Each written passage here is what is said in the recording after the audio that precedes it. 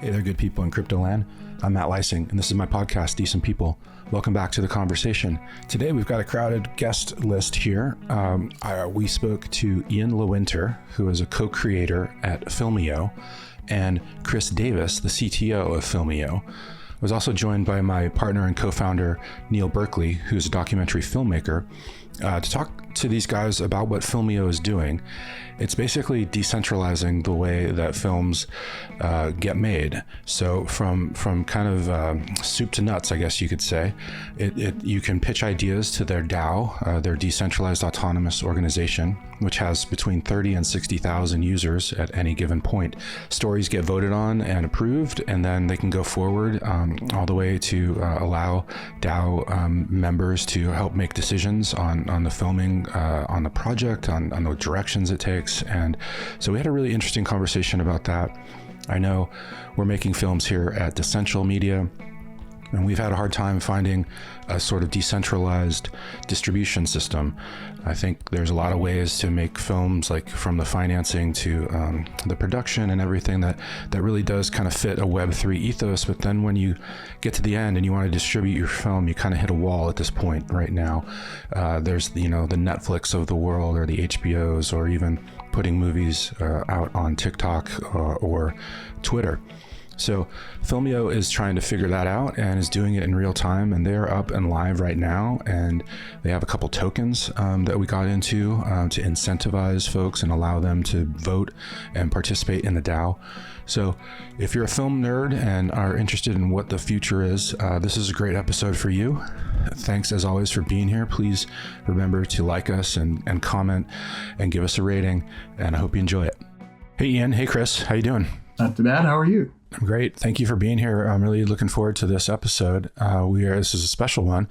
We're joined by my partner and co-founder of Decential, Neil Berkeley. Hey, Neil. It's great to see you. Hello. Thanks for having me. Nice to meet you, everybody. Good to see you, Matt. Great to be here. Thank you for doing this. This is going to be a really fun show because we're talking about basically kind of reimagining Hollywood, I guess, in a Web3 kind of format. You guys are both co-creators at film.io, or do you call it Filmio? Yeah, it's easier. Film.io doesn't roll off the tongue as quite as well. Yeah, so what you guys have done is created a kind of a community of fans, of filmmakers, of creators, of investors who all interact through your DAO, a decentralized autonomous organization, where I would imagine, and we'll definitely get into this, but just the short version is you guys, everybody who's a member of the DAO can vote on projects they'd like to see funded or developed, and there's collaboration about how those projects are kind of how they go through the process from inception to creation. I would assume that the DAO would share in any revenues that came in. So this is definitely it's like crowdfunding, but it's so much more than that because it's all blockchain enabled. It's all on the blockchain. You guys got a couple different tokens that we'll get into. But that's kind of the main gist of it. And it's very different than the sort of backroom decisions that are made, at any movie studio you can think of, right? So if you guys want to jump in and just did I get that right? Or is there anything that I missed there? And we can just start from there. When we started this journey, we started talking about this. The first thing that we talked about was access and a level playing field so that anyone, anywhere in the world, could bring their idea to this marketplace and have access to the same tools as every other storyteller on the platform, and use those tools to try and bring their project to life in a collaboration between fans and professionals and investors. And right now, the global marketplace is tightly controlled, and access is not available to the majority of the world's creators, people with great ideas. And, I mean, part of it is because of governance. And governance is an important word, an important idea in the conversation of a global entertainment marketplace where a relatively small group of industry participants control the majority of the content that is created. And we think a fairer way would be if the world, as much of it as is interested and wants to participate, helped determine which projects get made. I always like to say that fans, who are the people that go to theaters or watch television, but who this stuff is made for, are an afterthought. They don't get to participate in the process of determining what gets made, except on a very kind of a, did that book get bought by a lot of people? Is there a whole bunch of people in there, in their social channels who want this movie and, that kind of stuff. But it's secondhand vetting. It's not direct vetting. It's not participation. And we know that there is a group of people out there in the world. I'm not going to try and identify its size, but we know there's a large group of people in the world who want to participate. They want to know about the projects when the projects are being created. They want to know about these creators who are willing to do this kind of insane thing, right? I was talking to a director for an hour before this call, someone who has made movies in Hollywood that you've heard of, somebody who has been successful. And the thing is, it's really hard to make a movie. It's really hard to raise the money to make a movie. It's even harder to get distribution. So trying to create a way for these things to be available and more directly tied to projects is kind of at the foundation of what we're trying to do. Yeah. Neil, you were just saying to me the other day that the money's dried up in the documentary world. You want to kind of jump in on that and talk a little bit about that? And we were saying there's got to be, I think your point was that filmmakers are interested in any alternative right now to raise money and to get stuff done. Yeah, it's hard for me to see where, I don't call it opportunity, but where the sticking points are. I know access to capital, and you're right, it is absolutely a walled garden. They don't let a lot of people in. And the people that make decisions, there's very few of them, and getting to be fewer and fewer. When I started making docs, my first one came out in 2012, and this is right before Netflix. When my movie came out, they streamed their golf doc, and that was the first thing they streamed. And actually, my film was one of the last DVD licenses they ever made. Wow. Yeah, but back then, it's kind of like it is now. Like, there were very few outlets to put your film. There was HBO, there was PBS, theaters, and then eventually it went to cable. So it was really hard. And then there was the explosion, and there was a million ways to put your film out, and now there's not very many again. So I'm very curious what you're doing, and I'm mostly curious about the distribution, like how decentralized, how is there a Bitcoin for distribution that is immutable, that is completely decentralized, that anyone can access and anyone can own and everyone can participate in. That to me, when we were doing the Nows DAO, was we figured out how to do an NFT. We figured out gated access to the content. We figured out how to raise the money with a DAO. So all these great blockchain based concepts helped this film get made, but we did not know how to just put it on, how to give it away in a I didn't know the language to use. So how to use blockchain, or how to give it away in a decentralized way. So I'm very curious how you're tackling these problems. Sure. And I think I'll talk a little bit about that because it's touches more on technology than anything else, because that's what we're really talking about is what is the technological solution to allow for distribution of especially long form content in a way that is fair, transparent, immutable, embraces the ethos of blockchain.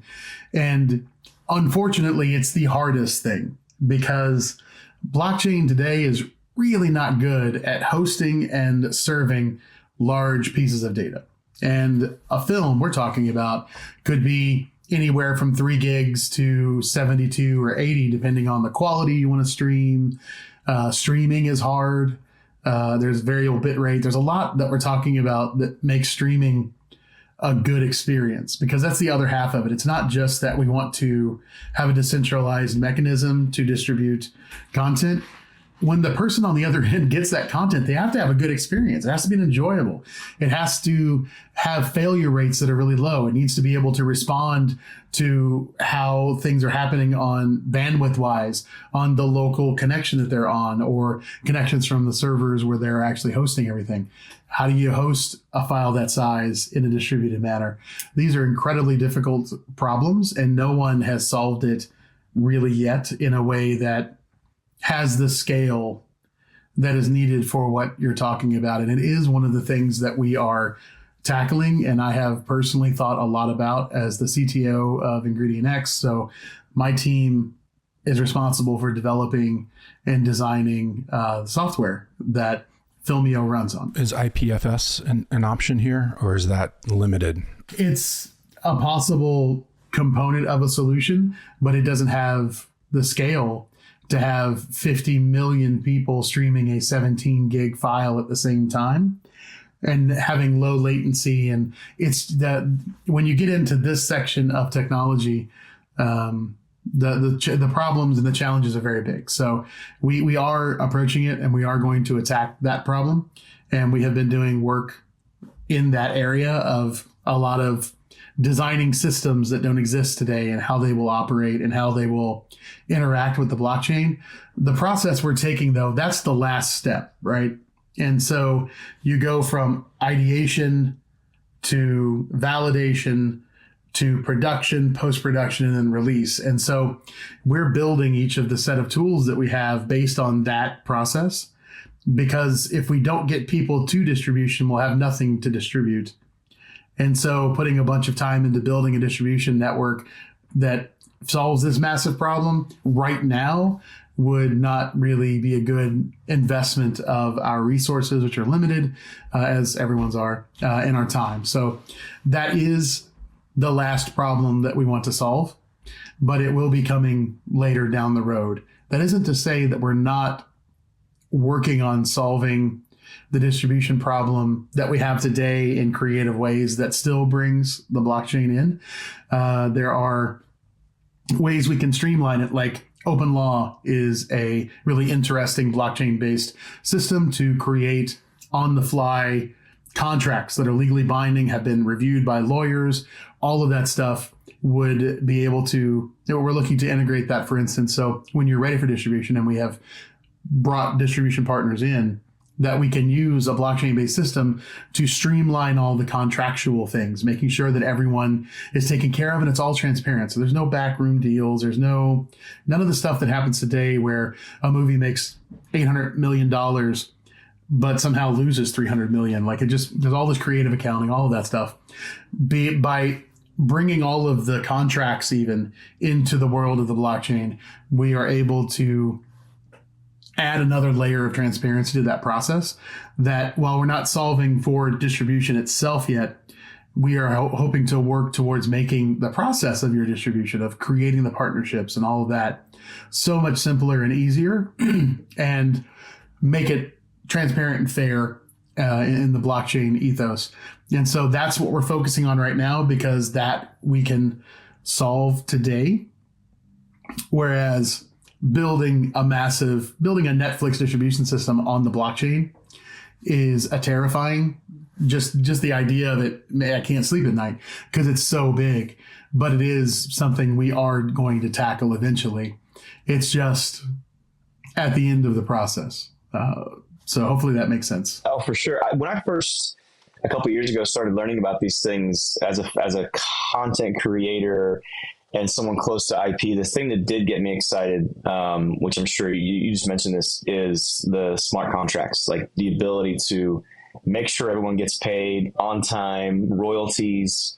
That to me, I assume you're working on these tools and using these tools because that's disruptive. I don't think any of the big corporations want to be that obligated. Right. But yeah, I mean, when you tell a crew down to the gaffer that you'll get paid on time and you'll participate down the road, that's exciting. I have a lot of friends in the industry. I was an actor when I was younger and did independent film and tried to actually break into Hollywood. It just didn't work out because it looked like this.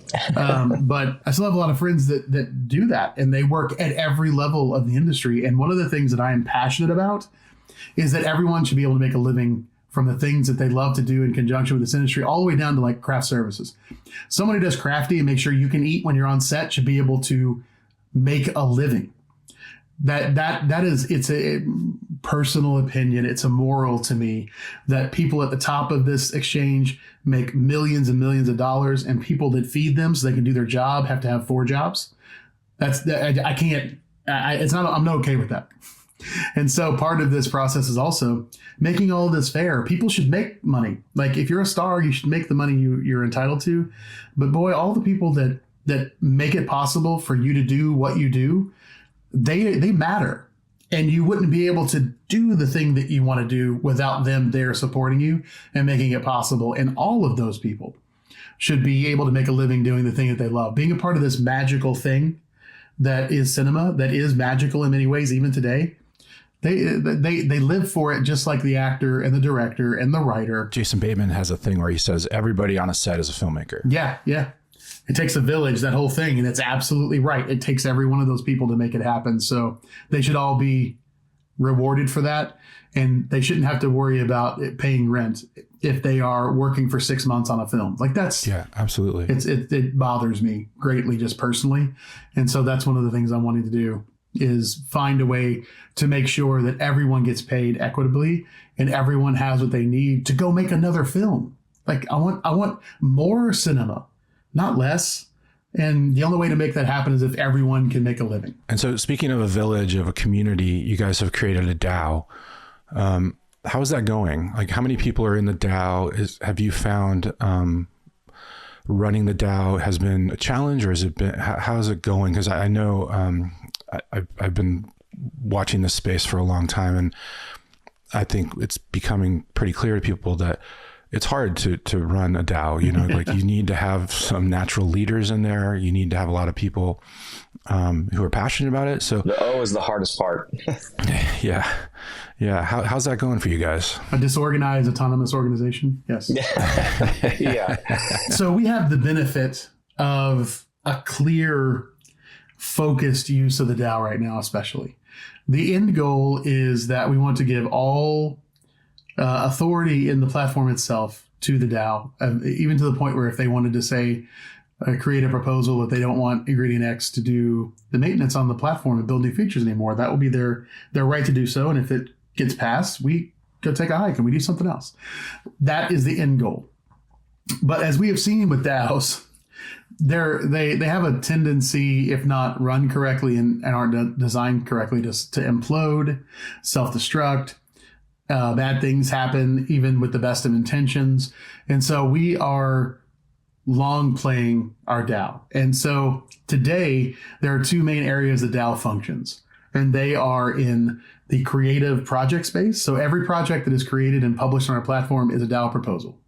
That's the way it is. And everyone who has a fan token of any denomination is a member of the DAO, and you use your fan tokens to vote on proposals by staking them. And so the governance in that sense, because it's a governance token, our fan token, the governance in that sense is saying, I support this project. I think it's great. It has merit, and it should move to the next phase of production inside of Filmio. And so those proposals are 100% driven by the users on our platform, just by staking and that being their vote. We also have governance proposals, which are, how the ecosystem operates, how the software operates. And we have 2 of those so far that have been created by the Global Creativity Foundation, which is the one of the foundations that really runs the platform. We don't in Ingredient X. We're just stewards that have been appointed by some not-for-profit decentralized organization that actually owns everything. So we're just shepherding and being stewards of the platform while it needs to be that way. But we abstain from voting on any governance proposal, right? So we're in there supporting projects we love because we're fans too. And so I'm a creator on the platform as well. So I have people supporting my products. But from a governance standpoint about the future and direction of the platform, no one on the team at Ingredient X is involved at all. We don't stake, we don't vote, any of that stuff. But we've had 2 proposals so far that both were widely received positively. We had thousands of people voting because we have, between 30 and 60,000 people active at any given moment in the platform already. Wow. Then the way we do it is you vote with your fan tokens on the proposals as well. So we've had upwards of 20 million fan tokens staked on one of these governance proposals with thousands and thousands of people voting, and they both passed with overwhelming support. But all of that is driven by the platform. But because we're laser focused on these 2 areas that the DAO operates in right now, they're kind of on guardrails because it's a young community. They don't know what they want yet. And we're giving them authority little by little as they mature as a community and as the platform does. And it started off with the projects, then it became governance like proposals. And then we'll have another type of authority that we'll give to them. And we'll just be doing this and building their collective authority until one day it's just all on them. And we're just sitting here going, what do you want?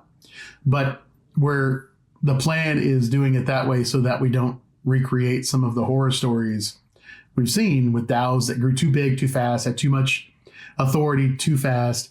And people just started doing silly things, and they have all of these tokens that have value, and now they have millions of dollars, and they fund dumb proposals that hurt the community instead of helping it. And that's how we're approaching the DAO right now. And we're always talking to the foundation that runs and owns everything and says, what do you want us to do? We don't make those decisions either. That's a foundation level decision. That's a really important part of the story that Chris is telling, which is for a DAO to function well, any proposal really needs to be vetted from a health for the community standpoint. The idea being that anyone can submit any proposal is, at the heart of a more democratized form of governance, but the overall health of the business has to be considered when proposals are made. So it's really what Chris said. I would say it this way, is about being as careful as humanly possible that this beautiful thing that now exists and is out there in the world has an opportunity to do the thing it was built to do. And if it's given that opportunity in the right way, I think it can, really benefit everybody. And like Chris said, we put in so many guardrails and so many different, ways to inspire that kind of thinking and mentality about the platform today. Yeah, with the always a commitment to decentralization in everything that we can do. And eventually, as we were both saying, the community will learn and prove and mature to the point where we don't have to. We can take the training wheels off, if you will, and they will have the maturity level they need to chart their own course. And we're looking forward to that. Do you have to own a token to put a proposal up? Yeah, so it depends on which proposal we're talking about. If you're talking about a project proposal, then no. You can create a project today for free, and it will always be for free. That we might say you have to have one fan token to be given access to the creation tools, but that's just, it depends on, that'll be a thing that we ask the community, right? Is the quality of projects that are being created of a high enough level, or do we need to now put things in place to slow down things and make sure that, you know, there's a commitment level of even a small amount of money via fan token ownership that will ensure higher quality, possibly. Who knows? That will be a question that the community will bring to us, and we will implement whatever the solution is. But today, for projects, you just come create a free account. And right now, during us trying to get people to the platform, to really introduce them to the idea and to start building scale, because that's what's going to allow us to make more content, we are have things called quests. We're trying to add some fun elements of game theory to it that are positive and healthy as opposed to not. And so you can do quests and you get tokens for the quests. And so those are free, and you won't have to worry about going to try to acquire them somewhere, because we really want to give the power to, you know, as we say, to greenlight entertainment to everyone. And if we started making it, you have to have this much money to participate, we're no better than everyone else. We're just recreating the system in a different way, not a better way. And we want it to be better. And so the governance proposals, though, that you have to be approved to make them, because they like the platform revolves on them. And yeah, sure. That is something we have to be much more focused on restraining, so that only good proposals that are beneficial, as Ian said, beneficial to the platform, are being put out for people's consideration. But for creativity proposals, which are projects, anyone can do it. You just have to have the guts to do it, the desire to do it, and an idea. If you have those three things today, you can create creativity proposals and start your project and hopefully make something. There is a fourth little aspect to it, which is you got to have a logline, lookbook poster, and a header image. But other than that, you have to be willing to work, is what I was saying. And that's part of the work, right? You're creating the assets you need. Yeah, we've talked a lot about the fan token, but you have another one. It's the film token. And this is interesting to me too. I'm not sure if this is released yet, but as from my reading of it, this is a token that would have a value assigned to it by the market, that you could maybe go to a director and say, hey, we've got this project. We're looking for directors. How about here's $100,000 in film tokens to, you know, come on board. Am I getting that right? And I think that's kind of a very exciting thing. Like Neil can talk to this, but Nouns DAO, their treasury is enormous. You know, they have hundreds of millions of dollars, and like sometimes it takes a little, you know, grease the wheels kind of thing. And so talk to me about that and the film token. Well, the film token is a future. Okay, so it's not in existence yet. Okay. The future of our roadmap. It is not minted. We have not made it yet. It will be a DeFi token. People will be able to create crowd loans using IP as collateral. We like to call it a Bitcoin for making movies and TV. Mm-hmm. You know, store value used to as another tool. Part of what we've worked very hard to be one of the sweet spots on the platform for creators is a number of tools to help them fund their projects, like an NFT studio, like a crowdfunding a module where they could launch a Reg CF, a Reg A, or a Reg D, like the film token. We have on the one of the things we've had on the roadmap for a while is a stream sale token. So called Tix, where you could sell streams to your project. And let's just remember that not all projects are the same, and not all creators are the same. Some creators want to do a 20-minute short film.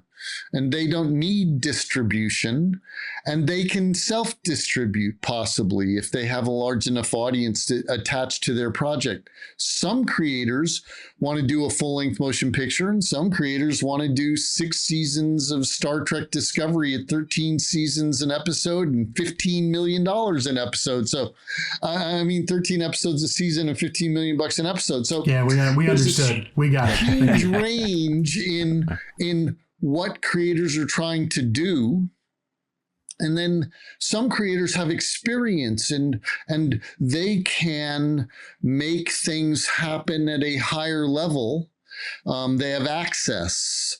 They can, they don't necessarily need to do an animatic potentially, or a pilot, or a proof of concept to help them get to the next level. But there are lots of creators out there who that's going to be their journey. You know, I mean, we all know that in the film festival world, the deal is you make a short film and you win at the festival so you can make the long, you know, the full length film you've been dreaming for forever. That bothers me so much. Short films should be an art form in and of themselves, not a stepping stone to a feature. But yeah, just to make, I wanted to draft off something that Ian said. Every once in a while, he says something intelligent, and I'm gonna highlight it and then build on it. One of the things that we don't want it to seem like this is a place just for people like me who don't know anything about producing a film, and we're there to try to learn and everything. This is a platform we built for anyone at any point in their journey, because I'm sure you're a director, you have passion projects that you would love to have made, that being able to go get financing for from a traditional source, even if there were a bunch of them around, would be a real slog. And you would want to do that slog for something that might be more commercially viable and not necessarily your passion project, but you still want that thing to be made. We want you to come and find your audience on Filmio for that passion project, and then be able to use that community you've built to fund that project. The fan token, the governance token, is also a utility token within the platform, and it can be used for things in the platform. If, for instance, I'm a writer, I'm a published author, but I'm not good at writing certain types of literature and certain types of things. I can't write a script to save my life. I can come up with a really great idea, which I have many of, but I need a partner who's a screenwriter. I could find one in Filmio and be able to put up a bounty of 5,000 fan tokens for a script writer to come in and write a first draft of a script from the treatment. You know, I've got a 10-page treatment that can produce a full-length script for it and get however many fan tokens we negotiate as that. And then they can then use those tokens to do other things, including eventually maybe pay for things, pay for services. I would love for someone to be able to pay their rent with fan tokens at some point in the future. That's always the goal with these things, right? So I want to buy a Big Gulp in a 7-Eleven with fan tokens. Yeah, that's great. Living the dream. So how does that work? I have an idea. I come to the DAO with my logline poster, everything, and the DAO decides, or I make a request for, I need this many fan tokens, and the DAO decides, okay, we'll allot this much to this filmmaker. There are a number of things that can be done. We have mechanisms that are coming online soon for fundraising for the fan token itself, so you can create a platform-based fundraising for fan tokens to be able to use those for things. There are mechanisms that you can use offline as well. We had right now the platform is very firmly in audience participation and validation, and that's the first part of what we're doing, and that is putting your idea on there and having it validated by thousands and thousands of fans by reviewing. They review them, they share, they stake tokens. We have some projects that have millions of tokens staked to them that have been staked for months as a show of support. And we have a number of projects that took all of that interaction and that excitement and parlayed that into fundraising. Cyberfighter is one of my favorite to bring up because it's so much like Kung Fury, which is one of my favorite like fundraising Kickstarter stories ever. This dumb martial arts movie about going back in time to punch Hitler. Like it's absurd, but it was wonderful, right? And so Cyberfighter is the same kind of absurd, wonderful moment. But he built an audience on Filmio and then went to Indiegogo, and that audience funded his short film that he's using as a calling card to get a feature length. And so he was able to build an audience by having all the tools we gave them even now, and then raise the money he needed. And then he's keeping all of us up to date via the platform. Every time there's a development, every time they do a table reading, it's thrown in there for anyone who has backed or staked on our platform. And then that keeps the community engaged and excited for the next thing that's going to happen. And the idea here, though, is that you don't want Indiegogo to get in here eventually. You want everything soup to nuts to be on Filmio. That's your goal? Sort of. What we want is to be able to offer all the tools a filmmaker would need, and a fan would need, and an investor would need to be a part of filmmaking. But the idea that there's something wrong with a filmmaker going to Indiegogo if they feel like that's the best thing for their project, that's not a thing for us. Because what we want are successful projects to live on Filmio, to be born there, to grow there, and be released because they were on Filmio. And if that means a producer who is a member of our community contacts you directly and says, let's just make a deal and I'll find the money for you. Hallelujah. Good for you. Go for it. We should get some benefit from that happening on the platform so that the platform can exist, because it needs to exist to continue doing that. But if that introduction happened because of our platform, we've done our job. But for the people that are completely 100% into the decentralized blockchain world and they want everything to happen on the chain, we'll provide all the tools for that. But disruption is important, but it's disruption. People think disruption is destruction, right? That we're going to go destroy the Hollywood model and it's going to go away and now only Filmio will be there. And that's just not what disruption actually is. Uber did not make every cab company go out of business. There's still millions of cabs all over the world. What they did was made the cab companies change how they operate to be more user-friendly, to be cheaper in a lot of places. They have apps for them all. Like, we are going to show Hollywood how it should be done. And a large portion of people, we believe, will want to be part of that. And we will help lead the way into what filmmaking should be. And anyone who wants to survive will have to adapt. And we want to show them what to adapt to. You want to adapt to what we're doing, because what you're doing is dead end, and we've proven that it is. So we have to coexist, is what I'm saying, with the other studios. We just want to, instead of it being 5 studios that make all the decisions, there becomes millions of them, because they can self-regulate. They can come together for a moment in time, make a thing, and then go away. And then another group comes together over here and they make a thing. And they might be some of the same people, but it will be a different project, different people. They come together, make a thing, and go away. And it's just like just-in-time film production, like is what my dream is, right? They self-organize, they self-regulate, all of that. The industry knows the change is coming. Oh, yeah. When I talk to my friends, and I have some friends who are fairly high up in some of the bigger studios, they believe change is coming. They believe that the industry is getting very close to some big disruption. I mean, it's not lost on me that WME is trying to take itself private. I think that one of the things that Web3 will do, like it has done in every industry, is it's made some of the middle players obsolete. And I think we're going to see some of that, it just makes sense. And the other thing is, because a lot of the improvements in technology and production, the cost of doing things is going down. The number of people you need to make things is going down. I think that this is going to be, I think you'll see both things. You'll see the ability to make really cool things very inexpensively, and you'll see all kinds of new technologies that cost a lot of money that do some really crazy things that we haven't experienced yet.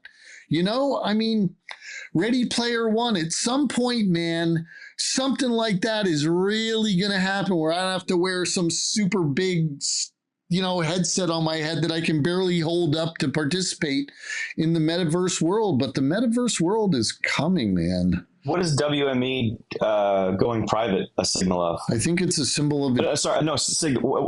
What are they signaling by doing that? What are they? What's their reason? Well, I'm not sitting in their boardroom, so I don't know what their actual reason is for making these decisions. I just read the article, and I believe that that one of the places where there's going to be a lot of change is in this representation world. Oh, I see. Oh, interesting. Are you guys, are you on Ethereum? Yeah, technically we run on Polygon, which is a layer 2, because Ethereum is until recently was incredibly expensive to do transactions and didn't have the capacity that we're looking for, because we want massive adoption, and that's what we're building towards. And that means being able to do millions of transactions. And it's just that's not an Ethereum thing. It's getting better with Ethereum 2 and what they're doing now. And we are always keeping an eye on, should we move from Polygon to main Ethereum to an L1, or, you know, should we move to a different chain eventually if a better L2 pops up that has a better reason for being. But yeah, we're trying to keep, one of the things we also do is, because a lot of our population from a user perspective are Web 2.5, not really Web 3. And the idea of getting MetaMask and a wallet and gas and all that, their eyes glaze over and they're not going to participate. So we have a gasless solution we've delivered. So you go in, you can create an account with MetaMask if you want, but we create a platform wallet and all the transactions run through that. So we're paying for the gas so that you can just do what you need to do. And the goal there is to eventually bring these people in a very calm and a very loving, if you will. We're gonna mature them into Web3 people, and then they will want to do wallets and gas because they want all the freedom that comes with that responsibility. And so when that moment happens and we see a critical mass moving in that way, we already have things in place to be able to switch to that, so that we're not paying for gas that they have, but we've given them an on-ramp to become comfortable with this new world and see why it's so much better in so many ways. I have a question about the fans on Filmio and the folks who, like, as a writer, I'm not crazy about letting other people into what I'm writing and having an opinion. How is that working? I mean, some people are great and some people think they're great and they're not. And so, you know, is there an expectation on Filmio that everybody gets a say in a project, or does a screenwriter are they like, hey man, no, I'm the screenwriter here, I'm going to do this? And like, how are those roles evolving, or how are they fenced off, or is everything kind of getting a little bit grayer? No, it's still very much fenced off. The way I like to look at it, as Ian was saying in the beginning of this conversation today, the only interaction a fan has with something they love that's cinema or TV is at the end of it. They can buy a ticket. They might go and participate in a wiki somewhere and in the lore of it, and they really get deep into it. And so our idea is, why not put all of that creative energy and all of that support that they bring at the beginning of your project as opposed to the end, so that they're with you the whole time, supporting you the whole time. And that's really what we're trying to do. So you're still in complete control of your project. We don't allow you to put a script up, for instance, publicly, because we think that is your proprietary IP and it should be safe, right? So we ask for a synopsis and a log line. Eventually, if you wanted to put a treatment up, you could do that, and you could choose to make it public.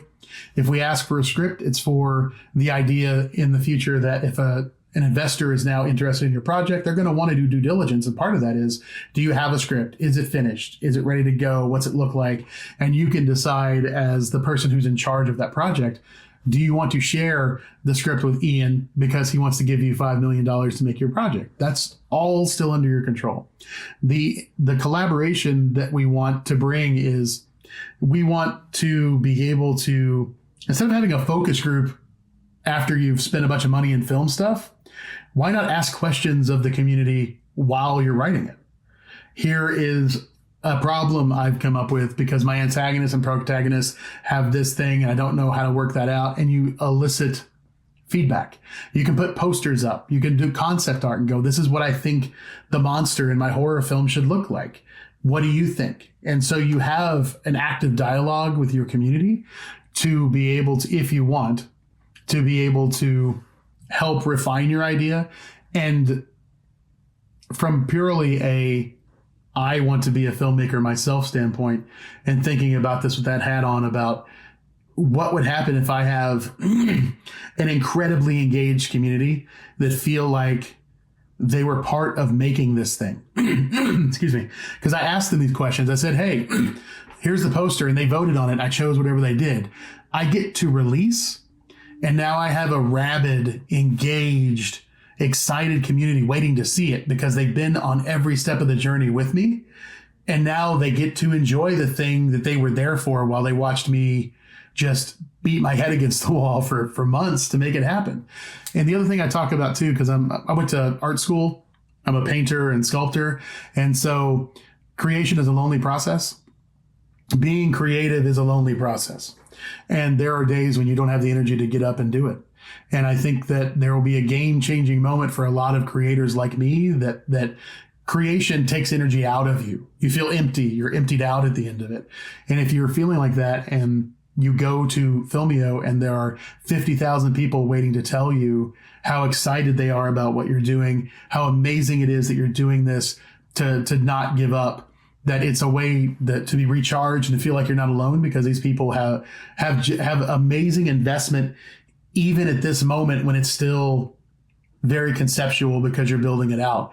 I want to give creators support mechanisms as well for emotional and psychological reasons. So you can be reminded you're making this thing for other people to see. And if we give you connections with those other people while you're building it, I believe better things come out of it, healthier filmmakers come out of it, and they can make more things. So that's just, sorry. What about the securities of it all? Does the DAO expect a return? How does that part work? Yeah, so Ian can talk about this as well from more the business standpoint, but I mean all of that is up to the creator, and there will be certain things that the Filmio platform requires, which are normal stuff we would need to be able to talk about if you have a project on there. And when we have our funding mechanisms online, and if you use all your funding mechanisms that for your fundraising with us, we might get a percentage of it. It's normal stuff. But whether or not the DAO gets a return on anything that comes out of your project will be completely based on your relationship with the DAO.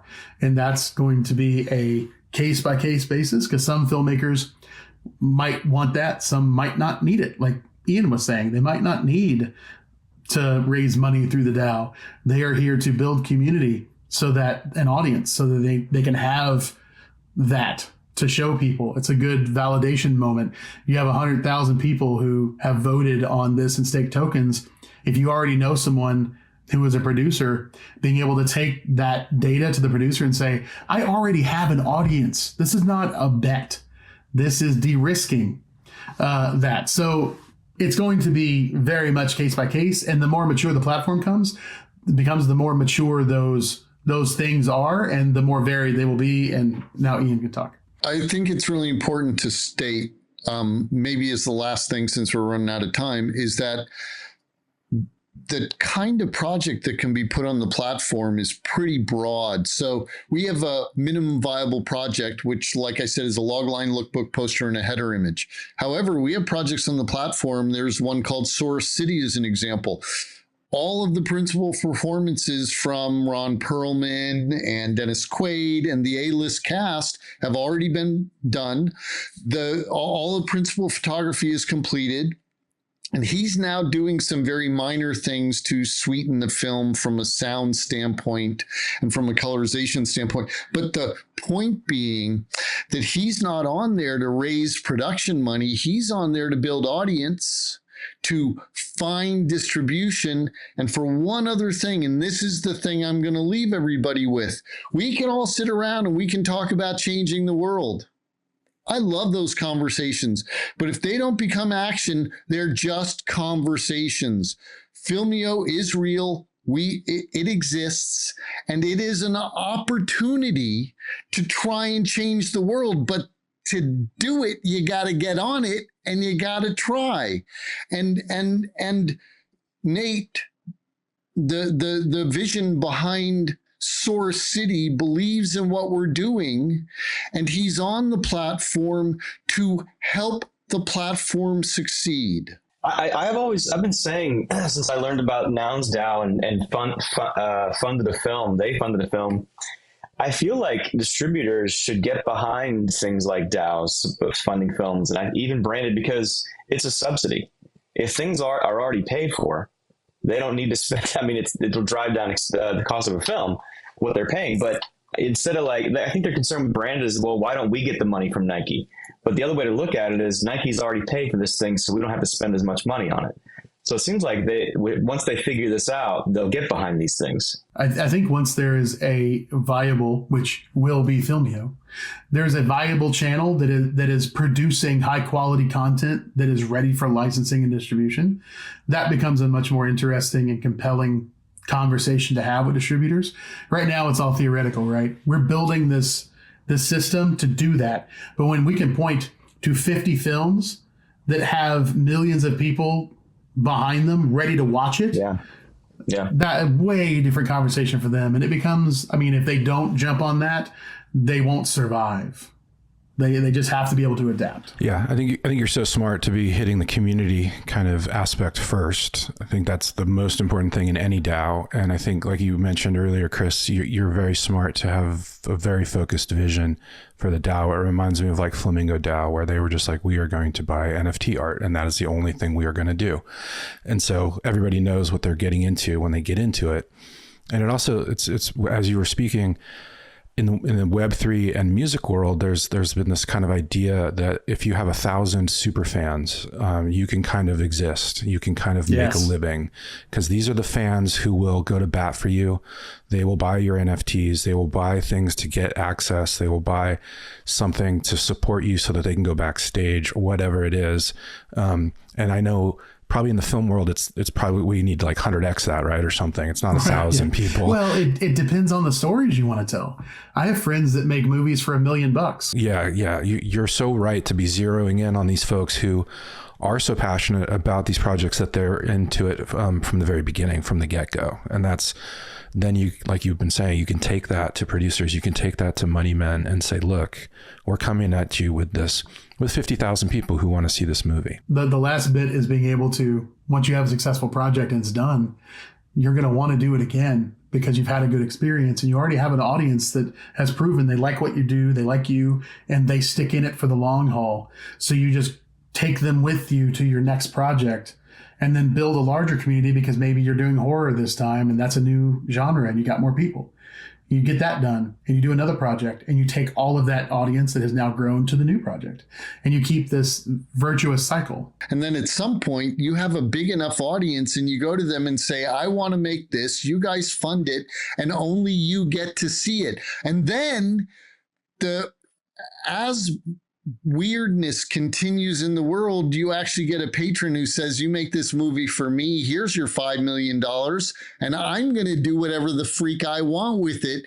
And instead of that Picasso hanging on the wall in that super yacht that nobody can see, he has his own full-length motion picture that he paid for that he gets to show. And we have this new class of Uber content that, is for the rich and, for the rich. I mean, bespoke movies. Bespoke. Well, this is like, we're getting into Shira Kelly territory here with that Wu-Tang Clan album, right? Well, Prince paid Kevin Smith to make a movie because he saw Dogma and loved it. And so Kevin Smith made an entire movie for Prince. And he's like, what are you going to do with it? He's like, I'm putting it in my vault.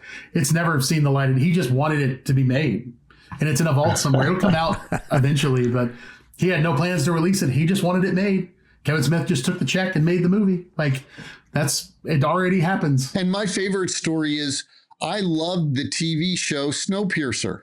And they decided at the end of the third season, they're doing one more season to close the show. They shot the thing, they produced the thing, they did final production, and then they decided they needed a tax credit and took that whole season and put it on a fucking shelf. Now, it's getting purchased and it's going to come out on, I think, even Netflix or something. Maybe but the idea that there is so much content that has never seen the light of day, that is sitting on shelves for reasons. And here's the thing, I'm a fan. I liked the show. If you're going to take me 3 seasons in, you owe me the 4th season. I'm sorry. We have an agreement that I'm going to show up and watch your show and tell people about it. But you don't. You don't, because there's no contract. There is zero. There's zero. Anyway. Thank you. This is great. Very exciting. Can you quickly give the URLs and handles, though? Yeah, exactly. Tell people how they can get more info and join Filmio if they want. The website is film.io. The platform is app.film.io.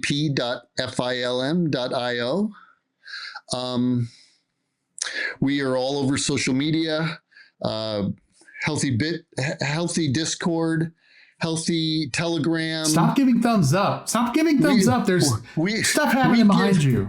We give Chris's home phone number out to anybody who asks for it. It's 858-555-1212. Call Chris. I haven't had a home phone in like 25 years, so go ahead. I'm going to have to definitely recommend that you, I know we're deep into this episode, but you should check it out on YouTube because we've got ZZ Top going on here. I'm the drummer without a beard, but there's 3 other beards that are rocking on this episode. Neil, thank you so much for joining us. That was a lot of fun. Of course. Real pleasure. Chris, Ian, congratulations, and really excited to see how this develops, and good luck to everything. And thanks again for coming on. It was a really fascinating and fun conversation. Yeah, thank you for having us. It was great. Yeah, it was great. That's it for this episode. Thanks for joining us, and make sure to subscribe and rate us at Spotify, Amazon Music, and Apple Podcasts, or wherever you get your podcasts. Decent People is a production of Decential Media. It is produced by Curtis Fritsch, with music by Brian Duncan and Kareem Ives.